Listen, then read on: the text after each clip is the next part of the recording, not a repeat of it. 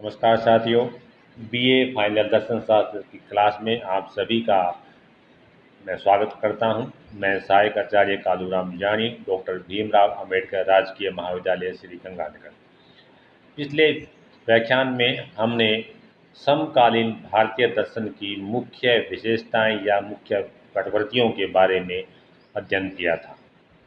आज हम unit second आरंभ करते हैं, जिसमें मुख्य थिंकर हैं महात्मा गांधी। महात्मा गांधी ने अपने कई तरह के सिद्धांत दिए हैं, जैसे सत्य का सिद्धांत, अहिंसा का सिद्धांत, साध्य साधन का सिद्धांत, सत्याग्रह का सिद्धांत, सर्वोदय का सिद्धांत, पंचायती राज व्यवस्था, शिक्षा संबंधी विचार, स्वदेशी संबंधी विचार, धर्म संबंधी विचार। आज हम उनके नैतिक विचारों के बारे में अध्ययन करेंगे। वास्तव में महात्मा गांधी जी के लिए नैतिकता जीवन का स्रोत है। यहाँ तक कि व्यक्ति व समाज का अस्तित्व तथा विकास भी नैतिक पथ पर आधारित है। उनकी नैतिक विचारधारा का मूल तत्व है खुद की भलाई सबकी भलाई में है। यदि आप सबकी भलाई करते हो, उसमें आपकी खुद की भलाई भी समाहित हो जाती है। आपकी भलाई लोगों की भलाई से अलग नहीं है। आप यदि समाज की भलाई करते हो तो उसमें व्यक्ति की भलाई भी निहित है, क्योंकि व्यक्ति जो है व्यक्तियों से मिलकर ही समाज बनता है।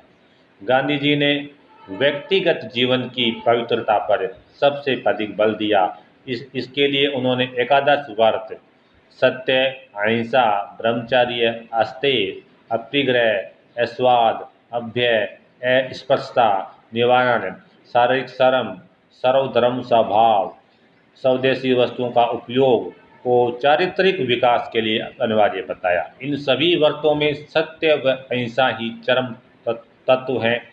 बाकी सभी व्रत इन दोनों से ही उत्पन्न हुए हैं या इन दोनों से ही विकसित हुए हैं। मेन जो व्रत है इसमें, मुख्य व्रत जो है इसमें, वो है सत्य व अहिंसा, और बाकी सारे व्रत जो हैं वो इन्हीं के विकास में सहायक है। गांधी जी के नैतिक विचारों को स्पष्ट करने के लिए उनकी नीति से संबंधित कुछ उक्तियों का उल्लेख अवश्य किया जा सकता है। नंबर एक, वो अपने नैतिक दर्शन में पहली लाइन बोलते हैं कि लक्ष्य जो है हमारा, वो हमेशा हमसे आगे भागता जाता है। जब हम ये सोचने लगते हैं कि लक्ष्य हमसे बहुत आगे जा रहा है, इसका मतलब ये है कि हमारे कर्म करने की जो स्पीड है, कर्म करने की जो गति है, वो या तो बहुत ही मंद है या हमने कर्म करना बंद कर दिया है। यदि हम कर्म करते चलें या यदि हम कर्म को तीव्र गति से करते चलें, तो लक्ष्य जो है वो हमें, उस लक्ष्य की प्राप्ति हमें हो ही जाती है। तो ये कहते हैं लक्ष्य हमेशा आगे भागता जाता है। गांधी जी ने हमेशा इस बात पर बल दिया कि इस मानव जीवन की में पूर्णता की प्राप्ति असंभव है। जो जो हम जीवन में आगे बढ़ते रहते हैं, लक्ष्य भी आगे बढ़ता जाता है। इनका कहना है कि कोई भी शरीरधारी पूर्णता प्राप्त नहीं कर सकता, मात्र इस कारण कि अहंकार का पूर्ण त्याग किए बिना आदर्श स्थिति संभव नहीं है। और जब तक वह हार्ड मास वाले शरीर से बंधा है, अहंकार का पूर्ण त्याग नहीं हो सकता। लक्ष्य हमेशा हमसे दूर भागता जाता है।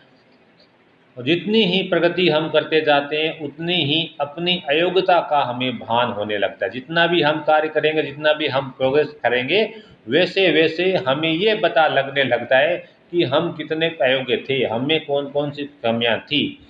संतोष प्रयत्न में है, प्राप्ति में नहीं।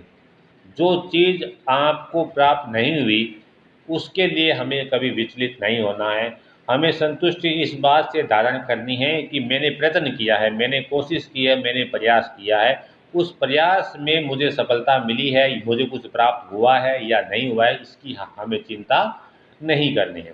पूर्ण प्रयत्न पूर्ण विजय है। जीवन में पूर्णता नहीं प्राप्त होने पर भी हमें हमारा ये प्रयास होना चाहिए कि जीवन में हम सदा आगे बढ़ते रहें। ये आवश्यक नहीं है कि हम जीवन में हमेशा ही कंप्लीटनेस प्राप्त करें, हम हमेशा ही जीवन में पूर्णता को प्राप्त करें। पूर्णता यदि प्राप्त नहीं होती है, लक्ष्य यदि हमें प्राप्त नहीं होता है, तो भी हमारा ये प्रयास होना चाहिए कि जीवन में हमें आगे बढ़ते जाना चाहिए, हमें निराश होकर बैठना नहीं चाहिए। दूसरा बिंदु है, एक कदम मेरे लिए काफ़ी है, one step enough for me. लक्ष्यों की प्राप्ति के निरंतर प्रयासों से हम चारों ओर फैली हुई वर्तमान वास्तविकता को नहीं भूलना चाहिए। भविष्य अज्ञात है, हम केवल वर्तमान को ही हमारे हाथ में है निगरानी रख सकते हैं। अगर हम वर्तमान का अच्छी तरह से उपयोग करें तभी भावी प्रगति को सुरक्षित रख सकते हैं। प्रत्येक पग को रखने में हमें सचेत रहने की आवश्यकता है। तीसरी बात है, साधनों का सर्वाधिक महत्व। गांधी जी जब भी साध्य और साधनों की बात करते हैं तो वो कहते हैं कि साधन और साध्य दोनों पवित्र होने चाहिए, लेकिन इसमें भी वो ये बात कहते हैं कि यदि आपके साधन अच्छे हैं, यदि आपका काम करने का तरीका बढ़िया है, साधन जिस जिस साधन से आप उस लक्ष्य को प्राप्त करना चाहते हो, तो वो साधन आपके अच्छे होने चाहिए। अगर साधन आपके अच्छे हैं, साधन सही हैं, साधन वो उचित हैं, तो आपका लक्ष्य है वो गलत हो ही नहीं सकता। इसलिए ये साधनों की पवित्रता पर बल देते हैं। ये कहते हैं कि साधन साध्य को पवित्र जैसा साधन होगा, वैसा ही लक्ष्य प्राप्त होगा। साध्य को पवित्र जैसा साधन होगा, वैसा ही लक्ष्य प्राप्त होगा। अनैतिक साधन को अपनाकर हम कभी भी उच्च व पवित्र लक्ष्य को प्राप्त नहीं कर सकते। इसलिए अगर हमारा लक्ष्य गलत भी है, लेकिन यदि हमारे साधन सही हैं, तो वो साधन सही साधन जो हैं वो हमारे लक्ष्य को भी सही बना सकते हैं। ये साधनों में शक्ति होती है। इसलिए हमें साधन हमेशा सही रखने चाहिए, साधन हमारे हमेशा पवित्र होने चाहिए, साधन हमारे हमेशा न्याय संगत होने चाहिए, साधन हमारे हमेशा उचित होने चाहिए। अगर हम साधनों की चिंता रख सकें तो लक्ष्य की प्राप्ति निश्चित है। मैं ये भी अनुभव करता हूँ कि ध्येय की ओर हमारी प्रगति ठीक उतनी ही होगी जितने हमारे साधन शुद्ध होंगे। यानी हम लक्ष्य उतना ही प्राप्त कर पाएंगे जितना कि हमारे साधन हमारे शुद्ध होंगे। चौथी बात कि अधिकारों पर हमें जोर नहीं देना है, हमें कर्तव्य पर जोर देना है। गांधी जी हमेशा इस बात पर बल देते हैं कि हमें अधिकार की चिंता न करके सच्ची निष्ठा से कर्तव्य का पालन करना चाहिए। अगर सब लोग अपने अधिकारों का आग्रह करेंगे और कर्तव्यों पर जोर नहीं देंगे तो चारों तरफ बड़ी गड़बड़ी और अव्यवस्था फैल जाएगी। इसलिए अधिकार से पहले हमें अपने कर्तव्य की मांग करनी चाहिए, और प्रत्येक व्यक्ति यदि अपने अपने कर्तव्य का पालन करता है तो सारे व्यक्तियों को अधिकार मिलना भी संभव हो जाता है। इसलिए प्रत्येक व्यक्ति को अधिकारों पर नहीं बल्कि अपनी ड्यूटी पर ध्यान केंद्रित करना चाहिए। पांचवी बात है, पहले अपने को सुधारो। गांधी जी को इस बात का विश्वास था कि मनुष्य जब तक दूसरों को सुधार नहीं सकता जब तक कि वह खुद अपने आप को सुधार नहीं ले। पहले व्यक्ति को खुद को सुधारना होगा, उसके बाद में उसे समाज सुधारने का प्रयास करना चाहिए, अन्य परिवार को सुधारने का प्रयास करना चाहिए, देश को सुधारने का प्रयास करना चाहिए। यदि खुद में बुराइयां निहित है, खुद में यदि कमियां हैं, तो वो व्यक्ति केवल उपदेश दे सकता है, और उपदेश देने से देश, व्यक्ति या समाज आदि का भाग्य बदलने वाला नहीं है। पहले व्यक्ति अपने अंदर जाके और अपनी जो कमियां हैं उनको दूर करे, उसके बाद में वह समाज को सुधारने का प्रयास करे। उपदेश देने की अपेक्षा स्वयं उदाहरण पेश करना अधिक श्रेयस्कर है।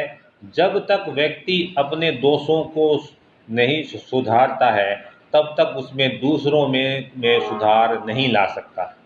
इसलिए गांधी जी को जब कभी दूसरों को सुधारने की बात होती थी तो तब उनका प्रथम चरण होता था आत्म विश्लेषण या आत्मशुद्धि। पहले अपने आप को सही करो, पहले अपने आप की जो कमी है उनको सही करो, उसके बाद ही आप समाज को सुधारने का प्रयास करो या समाज को सुधारने का लक्ष्य बनाओ।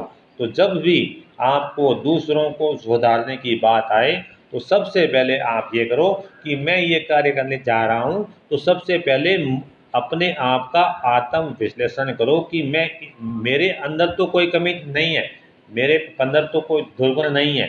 उन उन, उन बुराइयों को आप पहले दूर करने का प्रयास करो। वह दूसरा जो है वह है आत्मशुद्धि। इस पद्धति का उन्होंने राजनीतिक संघर्ष में भी काफ़ी प्रयोग किया। साध्य और साधन, सामान्य रूप से देखा जाए तो गांधी जी के लिए अहिंसा साधन है और सत्य साध्य है। सत्य की प्राप्ति के लिए अहिंसा ही श्रेष्ठ साधन है। सत्य और अहिंसा दो चीज़ है, जिसमें साध्य जो है वो सत्य को पाना है, क्योंकि हमारा लक्ष्य जो है वो सत्य प्राप्ति को होना चाहिए। लेकिन इस सत्य प्राप्ति करने का जो साधन है वो है अहिंसा। परंतु गांधी जी कहते हैं कायरता व हिंसा, यदि ये दो चीज़ें हैं तो इसमें हमें इन दोनों में से यदि हमें किसी एक का चुनाव करना है तो इसमें हिंसा श्रेष्ठ है। साध्य व साधन दोनों की पवित्रता पर गांधी जी का पूरा विश्वास था, परंतु साधन की पवित्रता को वो परम आवश्यक मानते हैं। गांधी जी कहते हैं कि साध्य व साधन दोनों पवित्र होने चाहिए, पर कोई कार्य साधन व साध्य दोनों पवित्र होने पर भी यदि कोई कार्य नीति युक्त बन जाता है, नीति युक्त कार्य वही है जो हमने अपनी इच्छा से किया है। दूसरे शब्दों में ऐच्छिक कर्म जो भी हैं वो सारे कर्म नीति युक्त माने जा सकते हैं। तो जब भी साध्य और साधन की बात आएगी तो गांधी जी कहते हैं कि साधन और सत्य साध्य दोनों ही पवित्र